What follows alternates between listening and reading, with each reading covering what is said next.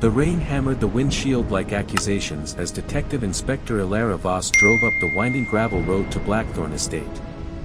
Lightning cracked the sky, illuminating the sprawling Victorian mansion isolated, brooding, windows glowing like watchful eyes. It was 11:47 p.m. on a Friday in late autumn. She had received the call 40 minutes earlier, gunshots, one body, a family reunion turned nightmare. She stepped out, boots sinking into mud, and was met by Sergeant Malik Adebayo, umbrella useless against the downpour. Victim is Reginald Blackthorn, 78, patriarch, Malik said, voice low. Found in the library 10 minutes ago. Single gunshot to the chest. No forced entry. The whole family is inside, locked down since the storm started 3 hours ago. Ilara nodded, already feeling the familiar tightening in her gut. Family reunions were breeding grounds for old grudges. She followed him through the grand oak doors into a foyer lit by a single chandelier. Voices echoed from deeper inside, sharp, overlapping, panicked. In the library, Reginald lay sprawled beside his leather armchair, blood soaking the Persian rug in a dark bloom. An antique revolver rested inches from his right hand. The safe behind the desk stood open, papers scattered. One document caught Ilara's eye immediately, a will, dated only 6 weeks earlier, folded as if recently read. She crouched, gloved hands careful.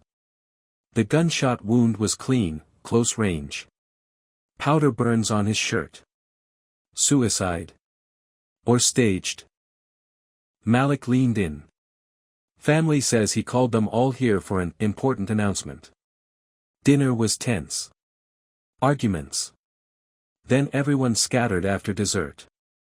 No one admits hearing the shot, thunder masked it. Ilara rose. Let's meet them. The drawing room held 8 people, frozen in various poses of shock and suspicion. Victoria Blackthorn, 52, eldest daughter, sharp suit, sharper eyes. CEO of the family textile empire. Always believed she deserved the reins. Marcus Blackthorn, 49, only son, disheveled red-rimmed eyes. Gambling debts whispered about in the village. Reginald had cut him off last year. Lydia Blackthorn, 45, youngest daughter, former actress, now running a failing wellness retreat, claimed Reginald promised her seed money. Julian Voss, no relation to Ilara, 38, Victoria's husband. Quiet accountant, rumors he cooked books for the company. Elena Blackthorn, 29, Marcus's wife. Glamorous, much younger. Eyes darting. Married Marcus for money, everyone said. Sophia Blackthorn, 24, Lydia's daughter. Studious, quiet, grandfather's favorite, studying law. Theo Blackthorn, 22, Marcus's son, arrogant art school dropout, posted online about toxic legacy weeks ago. Margaret Hale, 70, Reginald's sister-in-law, widowed, lived here for decades. The silent keeper of secrets. Ilara introduced herself calmly. Mr. Blackthorn is dead. Until we determine cause, no one leaves. Victoria crossed her arms. He was murdered. One of us. Marcus laughed bitterly. Or he finally did the honorable thing. Ilara noted the glances, accusing, defensive, terrified. She began interviews one by one in the study. Victoria first. Father was ill. Heart trouble. But he changed the will last month after discovering Marcus embezzled from the company. He told me privately he was cutting Marcus out entirely. Leaving controlling interest to Sophia. Marcus next. Sweating. I didn't kill him. Yes, we fought tonight. He humiliated me in front of everyone. But I was in the billiard room. Theo can vouch. Theo shrugged when asked. I was upstairs. Gaming. Didn't hear anything. Lydia sobbed. He promised me the London flat. Then he said no, said I wasted my life. I was in the conservatory, crying. Elena said, I was in our bedroom. Marcus came up angry. We argued. I slapped him. Julian said, I was checking emails in the guest wing. Alone. Sophia spoke softly. Grandfather asked me to meet him in the library at 10:30. Said it was urgent. When I arrived he was already dead. I screamed. Everyone came running. Margaret said, I retired early. Heard nothing. Elara returned to the library. The will. She read it under the desk lamp. Reginald had disinherited Marcus completely. Victoria got the house but only 20% shares. Lydia nothing tangible. Sophia everything else. The bulk of the fortune, the company, the trusts. To my granddaughter Sophia, who alone showed moral courage. A motive map began forming in Elara's mind. Midnight passed. Thunder rolled on. Elara gathered them again. The revolver is registered to Reginald. His prints are on it but faint. Someone wiped it partially and someone tried to burn a corner of it in the fireplace. Failed because the flue was blocked. Eyes shifted. She paced. Reginald was left-handed. The gunshot angle suggests a right-handed shooter. Or someone forcing his hand. Gasps.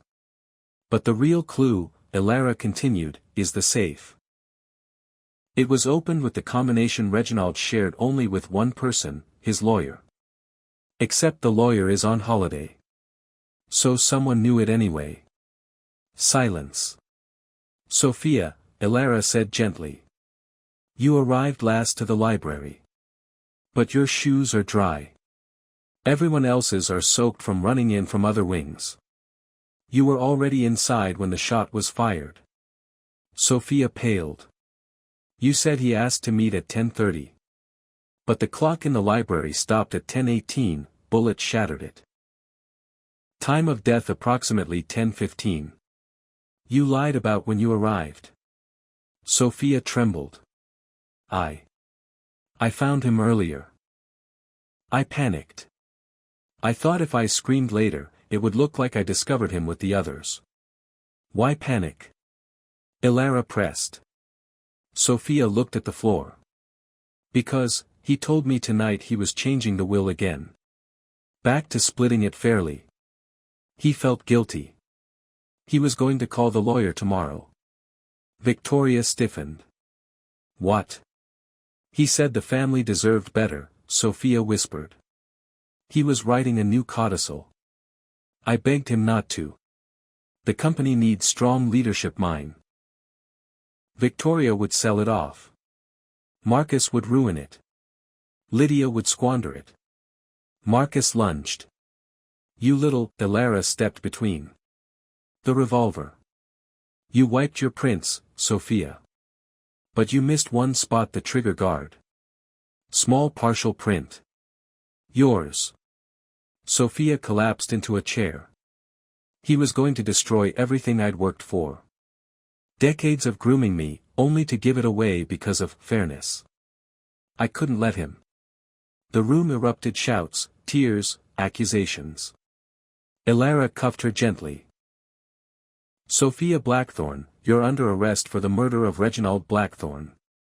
As officers led her away, Sophia turned at the door. He always said this family was crooked. Turns out, I was the crookedest part. Outside, the rain eased to a drizzle. Elara stood on the steps, watching the patrol car disappear down the drive. The estate lights dimmed one by one. Another family broken.